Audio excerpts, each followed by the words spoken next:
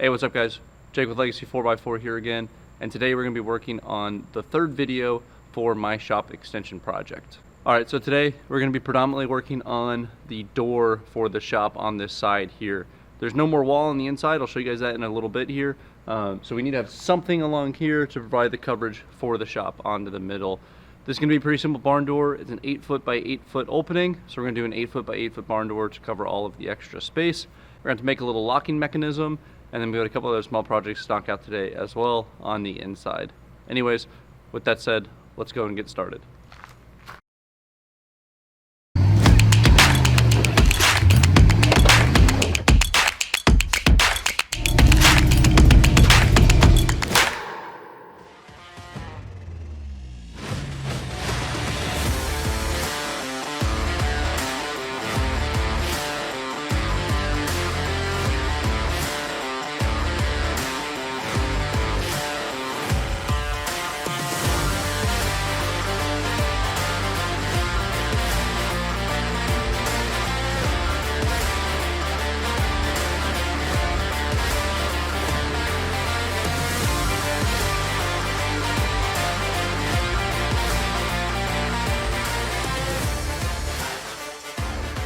Alright, so we're back inside the shop, and it is obviously a mess in here. I have done no organization, and I've really put away no tools since I started doing the extension. The extension has taken every single second of my free time up till now, but it is what it is. We're going to make it work.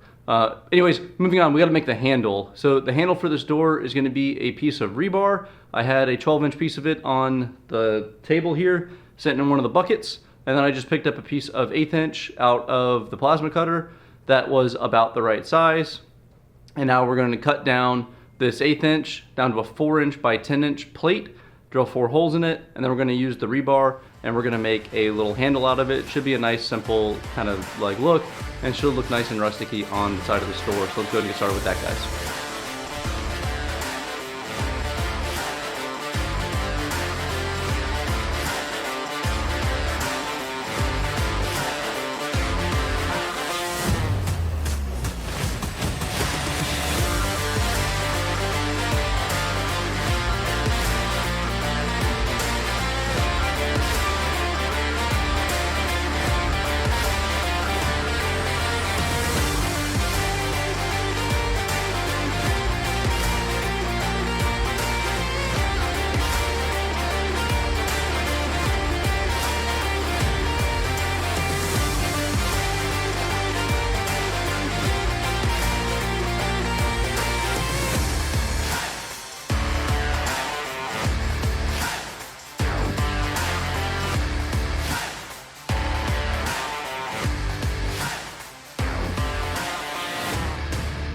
Alright, so that's pretty easy. That handle actually only took about 10 minutes to do, and I already had all the stuff laying around, so call it zero cost if you want to, but pretty quick and easy, simple handle. I just went outside and spray painted it black, and I just painted the door the brown grayish color that it's going to end up being. So let me go and show you guys what the door and the handle look like, and then we'll move on to actually hanging this stuff up on the side of the shop. Alright, so y'all can see here the black void that is the shop back there, and then you can see the door leaning on the side of it here. It is kind of cattywampus at the moment.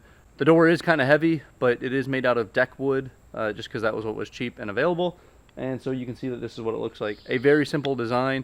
If I feel like it needs a little bit more structure to it, I will run another crossbar on it and just paint a new crossbar later. But for now, we're going to send this and see if this works, because this is what we had. So anyways, that's that. Let's get to hanging this thing up on the wall. Alright, so to put this up on the exterior of the shop, I went to Tractor Supply and picked up 2 of these because these are cheaper than what they are on Amazon. These are from National Hardware. They are a box rail system. They're specifically designed for sliding barn doors. They're a galvanized steel, so they shouldn't rust outside, but I will paint them anyways just to make sure that they do not rust in the future. I'm going to put these up here, up on top of the runner area, like in that very top trim portion of the shop. and they're going to go up there kind of out of the way, and they're going to give the barn door about 2 inches of clearance off of the ground to slide freely so that when I put rocks underneath it, it doesn't get caught up on anything. The actual sliding mechanism, which you'll see in a second, is from Amazon. Those are just, they are designed to fit this rail specifically, and it's just a little roller system. It's supposed to hold 450 pounds. I am going to run 2 of them due to the distance that I'm spanning, because it has all of the hangers as well for the wall. So I'm going to use 2 of those sets, and I'm going to use 2 of the sets of rollers as well. I don't think it's going to really give you 900 pounds of support, but I feel confident it'll give you at least the 450 over this wide of a span. So anyways, let's go ahead and start hanging up this door and get in the shop some coverage.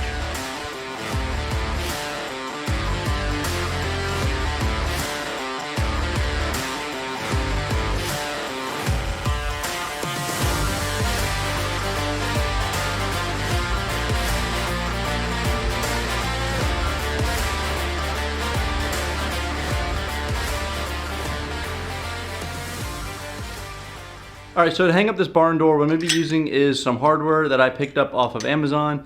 This stuff comes from National Hardware. They have full kits for barn doors, but I couldn't get one to be delivered on time. So what I did is I bought just the hardware portion of it, the hangers and the rollers, and then I went to my local Tractor Supply and bought the actual galvanized rail. The galvanized rail was actually cheaper at Tractor Supply than it was on Amazon anyways, so that kind of worked out.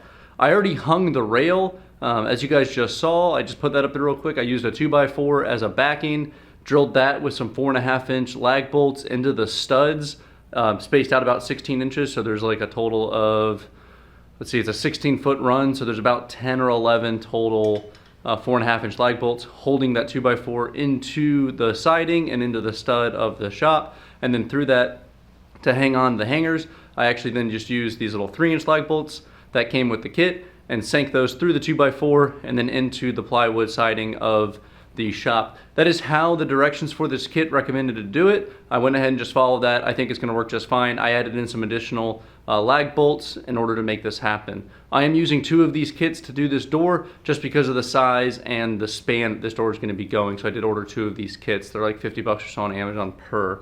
For the actual door hardware, what goes onto the door, we have these little hangers here.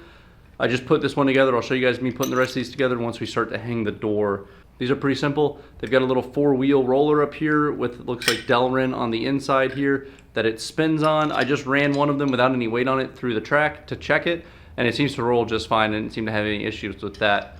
From there, this plate here then mounts onto the door using a couple of carriage bolts like so. So what we're gonna do next, I'm gonna go ahead and mount these plates onto the door, throw down these carriage bolts, and we're gonna try to hang this door up today.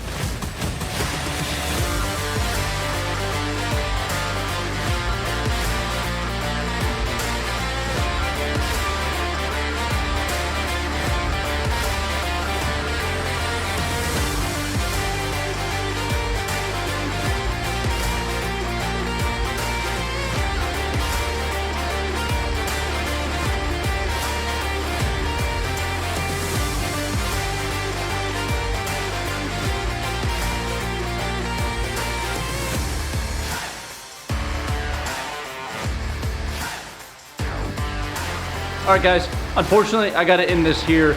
I am running out of time to work today, and some very bad weather just started rolling in. So I'm gonna go ahead and call this video where it's at, and we're gonna go ahead and close out now. I know I said I would show you guys what the shop looked like all finished up from the last video, but I'm gonna be honest, I haven't finished doing all of the trim work. My priorities changed when my friends came over and we ended up demoing this entire wall, and as a result of that, I then wanted to get this door done first so that at least I had some protection in the shop and it wasn't just an open space back here since I'm gone most of the week at work. Anyways, quick recap though of what we did. We used some decking lumber to make the door. That's pressure treated, rounded edge deck lumber. It was the cheapest stuff that was available at Lowe's, and you know, it'll work just fine for this. It's pressure treated already. We stained it using some deck stain, and I think it looks really great on the outside of the shop, as you guys saw. I've made a quick little rebar handle for it, and then we're using a master lock system to secure this door and to open and close it. For the track system, we're using a National Hardware track system. I got the hardware pieces and the rollers on Amazon, and I bought the actual box rail at the Tractor Supply Company local to me. Pretty quick and simple little project. It took me a little bit of time to do it because I was working on it kind of after work and kind of at odd hours just to get the door finished up so that it was all completely finished. Coming up on the next video, I promise I will show you guys what the trim of the shop looks like, since I will have the siding done by then. And then we're also going to do the wiring for the back half of the shop here, as you can see, because it is kind of dark back here. So next up we got wiring, we got the rest of the trim work, and then we got a couple cool little pieces inside the shop we got to do. I got to make some shelves and wire in for my speaker systems for the back and the front of the shop, and then make a new TV mount and a new place to put my amp and a few other things. So we got a couple of fun small little projects, and then the big one's going to be wiring on the next video. Hope you guys are enjoying this series. Let me know in the comments what you guys like to see, or if you have any tips, tricks, or advice as I begin to move into wiring. Thanks for watching. Make sure to like, share, and subscribe, and I'll catch you guys on the next one.